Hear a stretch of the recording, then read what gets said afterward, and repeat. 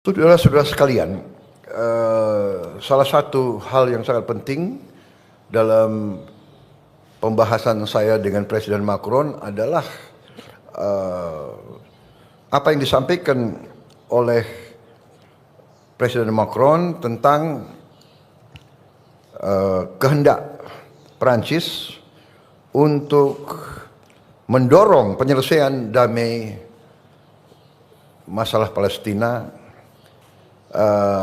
di mana Perancis juga akan terus mendukung langkah-langkah ke arah kemerdekaan Palestina sebagai negara yang merdeka.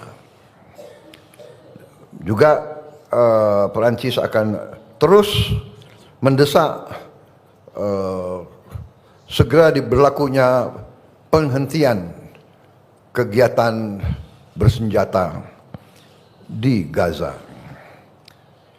dan menyuruhkan jaminan terhadap akses kemanusiaan penuh. Kami juga mendukung rencana Perancis dan Arab Saudi untuk menyelenggarakan KTT, konferensi tingkat tinggi, di bulan Juni mendatang guna mendorong penyelesaian two-state solution dan mewujudkan perdamaian di kawasan Timur Tengah. Sudah di berbagai tempat, di berbagai fora, saya sampaikan sikap Indonesia bahwa Indonesia memandang hanya penyelesaian two-state solution, kemerdekaan bagi bangsa Palestina merupakan satu-satunya jalan untuk mencapai perdamaian yang benar.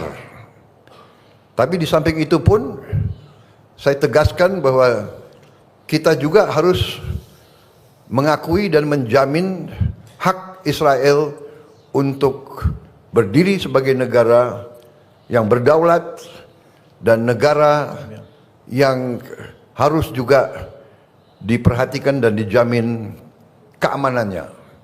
Karena itu Indonesia sudah menyampaikan begitu negara Palestina diakui oleh Israel, Indonesia siap untuk mengakui Israel dan kita siap untuk membuka hubungan diplomatik dengan Israel. Kami juga menyampaikan bahwa Indonesia siap untuk menyumbang pasukan perdamaian di kawasan tersebut.